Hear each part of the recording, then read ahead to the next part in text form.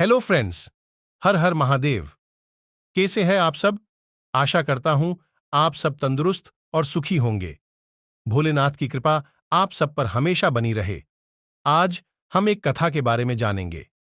इससे पहले दोस्तों, अगर आप इस चैनल पर नए हो तो चैनल को सब्सक्राइब करें और घंटी के बटन को ऑन करके रखें ताकि आने वाले सभी वीडियो के नोटिफिकेशन सबसे पहले आपको मिले। दोस्तों, आज हम नागेश्वर ज्योतिर्लिंग की स्थापना कथा सुनेंगे। भारत के 12 ज्योतिर्लिंगों में से एक नागेश्वर ज्योतिर्लिंग, जो 10वें स्थान पर पूजा जाता है और गुजरात राज्य के बाहरी क्षेत्र में द्वारिकापुरी से 17 किलोमीटर की दूरी पर स्थित है। इस ज्योतिर्लिंग की शास्त्रों में अद्भुत महिमा कही गई है। धर्मशास्त्रों के अनुसार भगवान शिव को नागों के देवता के रूप में जाना जाता है। नागेश्वर का पूर्ण अर्थ नागों का ईश्वर है। भगवान शिव का एक अन्य नाम नागेश्वर भी है। इस पवित्र ज्योतिर्लिंग के दर्शन की भारतीय कथा पुराणों में एक बड़ी महिमा बताई गई है। माना जाता है कि जो भक्त इस मंदिर में बैठकर श्रद्धापूर्वक माहात्म्य की कथा सुनता है, उसके पाप धुल जाते हैं। वैसे तो महाशिवरात्रि के पावन अवसर 12 ज्योतिर्लिंग की कथा सुनने और सुनाने से अनन्य फल मिलते हैं। तो आइए इस कथा को आगे बढ़ाएं। श्री नागेश्वर ज्योतिर्लिंग उत्पत्ति की पौराणिक कथा। दारुका नाम की एक प्रसिद्ध राक्षसी थी जो पार्वती जी से वरदान प्राप्त कर अहंकार में चूर रहती थी। उसका पति दारुक महान बलशाली राक्षस था। उसने बहुत से राक्षसों को अपने साथ लेकर समाज में आतंक फैलाया हुआ था। वह यज्ञ आदि शुभ कर्मों को नष्ट करता हुआ संत महात्माओं का संहार करता था। वह प्रसिद्ध धर्मनाशक राक्षस था। पश्चिम समुद्र के किनारे सभी प्रकार की संपदाओं से भरपूर 16 योजन विस्तार पर उसका एक वन था जिसमें वह निवास करता था। दारुका जहां भी जाती थी, वृक्षों तथा विविध उपकरणों से सुसज्जित वह वनभूमि अपने विलास के लिए साथ साथ ले जाती थी। महादेवी पार्वती ने उस वन की देखभाल का दायित्व दारुका को ही सौंपा था, जो उनके वरदान के प्रभाव से उसके ही पास रहता था। उससे पीड़ित आम जनता ने महर्षि औरव के पास जाकर अपना कष्ट सुनाया। शरणागतों की रक्षा का धर्म पालन करते हुए महर्षि औरव ने राक्षसों को शाप दे दिया। उन्होंने कहा कि जो राक्षस इस पृथ्वी पर प्राणियों की हिंसा और यज्ञों का विनाश करेगा, उसी समय वह अपने प्राणों से हाथ धो बैठेगा। महर्षि औरव द्वारा दिए गए शाप की सूचना जब देवताओं को मालूम हुई, तब उन्होंने दुराचारी राक्षसों पर चढ़ाई कर दी।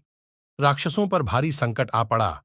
यदि वे युद्ध में देवताओं को मारते हैं तो शाप के कारण स्वयं मर जाएंगे, और यदि उन्हें नहीं मारते हैं तो पराजित होकर स्वयं मर जाएंगे, और यदि उन्हें नहीं मारते हैं तो पराजित होकर स्वयं भूखों मर जाएंगे। उस समय दारुका ने राक्षसों को सहारा दिया और भवानी के वरदान का प्रयोग करते हुए वह संपूर्ण वन को लेकर समुद्र में जा बसी। इस प्रकार राक्षसों ने धरती को छोड़ दिया और निर्भयतापूर्वक समुद्र में निवास करते हुए वहां भी प्राणियों को सताने लगे। एक बार धर्मात्मा और सदाचारी सुप्रिय नामक शिव भक्त वैश्य था। जब वह नौका पर सवार होकर समुद्र में जलमार्ग से कहीं जा रहा था, उस समय द्रुक नामक एक भयंकर बलशाली राक्षस ने उस पर आक्रमण कर दिया। राक्षस दारुक ने सभी लोगों सहित सुप्रिय का अपहरण कर लिया और अपनी पुरी में ले जाकर उसे बंदी बना लिया। चूंकि सुप्रिय शिवजी का अनन्य भक्त थे, इसलिए वह हमेशा शिवजी की आराधना में तन्मय से लगे रहते थे। कारागार में भी उनकी आराधना बंद नहीं हुई और उन्होंने अपने अन्य साथियों को भी शिवजी की आराधना के प्रति जागरूक कर दिया। वे सभी शिव भक्त बन गए। कारागार में शिव भक्ति का ही बोलबाला हो गया। जब इसकी सूचना राक्षस दारुक को मिली तो वह क्रोध में उबल उठा।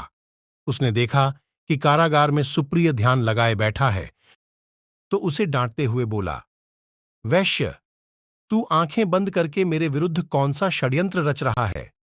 वह जोर जोर से चिल्लाता हुआ धमका रहा था। इसका उस पर कुछ भी प्रभाव न पड़ा। घमंडी राक्षस दारुक ने अपने अनुचरों को आदेश दिया कि इस शिवभक्त को मार डालो।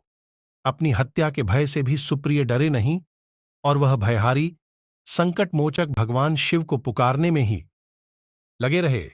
देव, आप ही हमारे सर्वस्व हैं, आप ही मेरे जीवन और प्राण हैं। इस प्रकार सुप्रिय वैश्य की प्रार्थना को सुनकर भगवान शिव एक बिल से प्रकट हो गए। उनके साथ ही 4 दरवाजों का एक सुंदर मंदिर प्रकट हुआ। उस मंदिर के मध्य भाग में गर्भगृह में एक दिव्य ज्योतिर्लिंग प्रकाशित हो रहा था तथा शिव परिवार के सभी सदस्य भी उसके साथ विद्यमान थे। वैश्य सुप्रिय ने शिव परिवार सहित उस ज्योतिर्लिंग का दर्शन और पूजन किया। सुप्रिय के पूजन से प्रसन्न भगवान शिव ने स्वयं पाशुपतास्त्र लेकर प्रमुख राक्षसों को व उनके अनुचरों को तथा उनके सारे संसाधनों अस्त्र शस्त्र को नष्ट कर दिया। लीला करने के लिए स्वयं शरीर धारण करने वाले भगवान शिव ने अपने भक्त सुप्रिय आदि की रक्षा करने के बाद उस वन को भी यह वर दिया कि आज से इस वन में ब्राह्मण, क्षत्रिय, वैश्य तथा शूद्र इन 4 वर्णों के धर्मों का पालन किया जाएगा। इस वन में शिव धर्म के प्रचारक श्रेष्ठ अर्षि मुनि निवास करेंगे और यहां तामसिक दुष्ट राक्षसों के लिए कोई स्थान न होगा। राक्षसों पर आए इसी भारी संकट को देखकर राक्षसी दारुका ने दीन भाव से देवी पार्वती की स्तुति की। उसकी प्रार्थना से प्रसन्न माता पार्वती ने पूछा, बताओ, मैं तेरा कौन सा प्रिय कार्य करूं? दारुका ने कहा, मां, आप मेरे कुल की रक्षा करें। पार्वती ने उसके कुल की रक्षा का आश्वासन देते हुए भगवान शिव से कहा, नाथ, आपकी कही हुई बात इस युग के अंत में सत्य होगी, तब तक यह तामसिक सृष्टि भी चलती रहे, ऐसा मेरा विचार है। माता पार्वती शिव से आग्रह करती हुई बोलीं कि मैं भी आपके आश्रय में रहने वाली हूं, आपकी ही हूं, इसलिए मेरे द्वारा दिए गए वचन को भी आप प्रमाणित करें। यह राक्षसी दारुका राक्षसियों में बलिष्ठ मेरी ही शक्ति तथा देवी है, इसलिए यह राक्षसों के राज्य का शासन करेगी। ये राक्षसों की पत्नियां अपने राक्षस पुत्रों को पैदा करेगी, जो मिलजुल कर इस वन में निवास करेंगे, ऐसा मेरा विचार है। माता पार्वती के उक्त प्रकार के आग्रह को सुनकर भगवान शिव ने उनसे कहा, प्रिय, तुम मेरी भी बात सुनो। मैं भक्तों का पालन तथा उनकी सुरक्षा के लिए प्रसन्नतापूर्वक इस वन में निवास करूंगा। जो मनुष्य वर्णाश्रम धर्म का पालन करते हुए श्रद्धा भक्ति पूर्वक मेरा दर्शन करेगा, वह चक्रवर्ती राजा बनेगा। कलयुग के अंत में तथा सतयुग के प्रारंभ में महासेन का पुत्र वीरसेन राजाओं का महाराज होगा। वह मेरा परम भक्त तथा बड़ा पराक्रमी होगा। जब वह इस वन में आकर मेरा दर्शन करेगा, उसके बाद वह चक्रवर्ती सम्राट हो जाएगा। तत्पश्चात बड़ी बड़ी लीलाएं करने वाले शिव दंपत्ति ने आपस में हास्य विलास की बातें की और वहीं पर स्थित हो गए। इस प्रकार शिव भक्तों के प्रिय ज्योतिर्लिंग स्वरूप भगवान शिव नागेश्वर कहलाए और पार्वती देवी भी नागेश्वरी के नाम से विख्यात हुईं। इस प्रकार शिव ज्योतिर्लिंग के रूप में प्रकट हुए हैं, जो तीनों लोकों की कामनाओं को पूर्ण करने वाले हैं। नागेश्वर ज्योतिर्लिंग के दर्शन करने के बाद जो मनुष्य उसकी उत्पत्ति और माहात्म्य संबंधी कथा को सुनता है, वह समस्त पापों से मुक्त हो जाता है तथा संपूर्ण भौतिक और आध्यात्मिक सुख को प्राप्त करता है। बोलो नागेश्वर महादेव की जय। यह कथा यहां समाप्त हुई। धन्यवाद दोस्तों, यह कथा को अंत तक सुनने के लिए धन्यवाद। फ्रेंड, अगर आप इस चैनल पर आज ही आए हैं तो कृपया चैनल को सब्सक्राइब कर लें और बाजू की घंटी के बटन को ऑन रखें ताकि ऐसी ही आने वाली शिव की रोचक कथाओं का नोटिफिकेशन सबसे पहले आपको मिले। और हमारे वीडियो को लाइक करें, शेयर करें और कमेंट भी करें। मिलते हैं नेक्स्ट वीडियो में। Thank you. Shiva bless you all.